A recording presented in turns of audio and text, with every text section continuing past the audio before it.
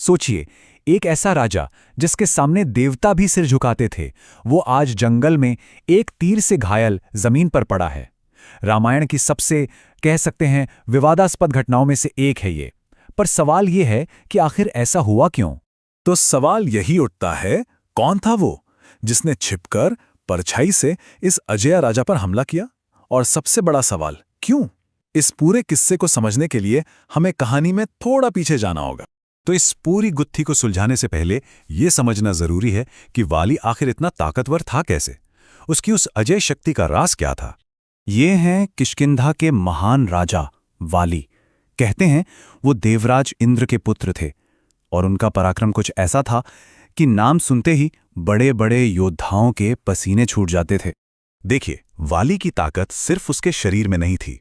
वो देवताओं के राजा इंद्र के बेटे थे, दिव्य अप्सरा तारा के पति। पर सबसे बड़ी बात, उनके पास एक दिव्य सोने का हार था। और ये कोई मामूली हार नहीं था, ये एक ऐसा वरदान था जो युद्ध में सामने वाले की आधी शक्ति खींच लेता था। अब सोचिए, ऐसे योद्धा को हराना लगभग नामुमकिन ही था। लेकिन इतनी शक्ति, इतना पराक्रम, इस सबके पीछे की कहानी की जड़ें एक पारिवारिक झगड़े में थीं। एक बहुत बड़ी गलतफहमी जिसने दो सगे भाइयों को एक दूसरे का जानी दुश्मन बना दिया। तो हुआ ये कि मायावी नाम का एक राक्षस वाली को लड़ाई के लिए ललकार कर एक गुफा में जा छिपा।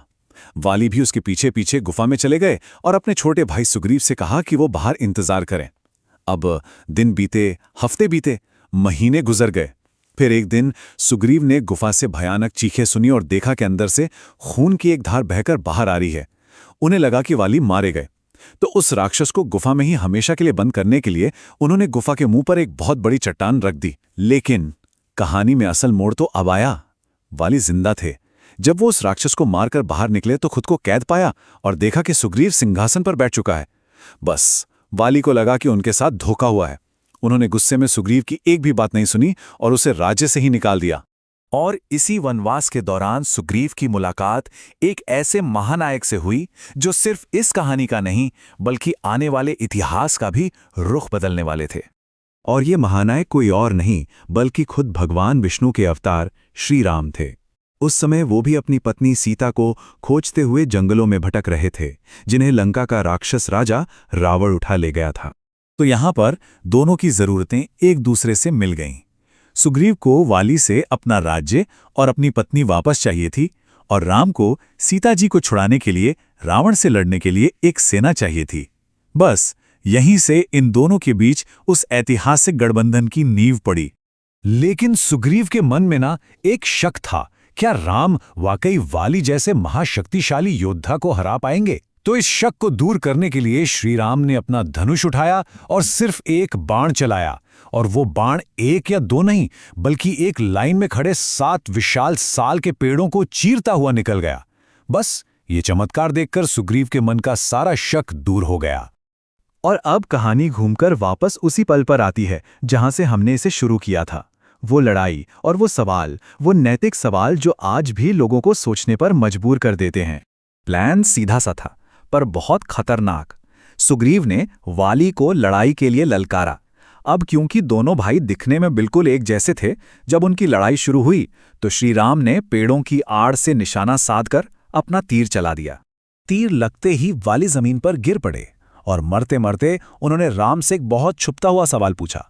उन्होंने कहा, ये आपने अधर्म किया है। अगर आप मदद मांगने सीधे मेरे पास आते तो मैं अकेला ही रावण को हराकर सीता को वापस ले आता। तो फिर मुझे इस तरह छुपकर मारने की क्या जरूरत थी? इस पर राम का जवाब धर्म और मर्यादा पर आधारित था। उन्होंने वाली को समझाया कि तुमने अपने छोटे भाई की पत्नी को जबरदस्ती अपने पास रखकर बहुत बड़ा पाप किया है। छोटा भाई बेटे के समान होता है और उस समय राजा भरत के प्रतिनिधि के तौर पर मेरा ये कर्तव्य था कि मैं धर्म की रक्षा करूं और अधर्म करने वाले को सजा दूं, फिर चाहे वो कोई भी हो। लेकिन सुनिए, वाली की मौत इस कहानी का अंत नहीं थी। असल में ये तो एक नए अध्याय की शुरुआत थी। यहीं से कर्म का वो पहिया घूमा जिसका असर आने वाले युग तक होना था।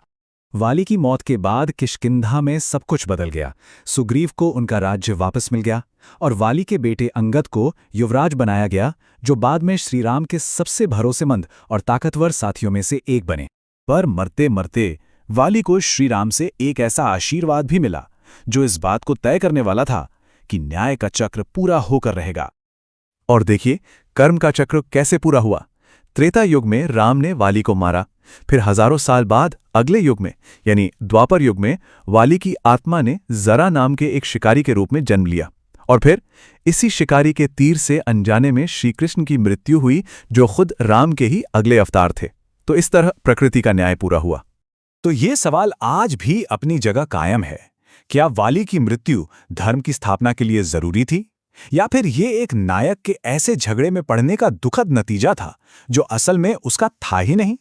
ये एक ऐसा सवाल है जिसका कोई एक सीधा जवाब नहीं है, और शायद यही बात इस कहानी को आज भी इतना जिंदा और सोचने पर मजबूर करने वाला बनाती है।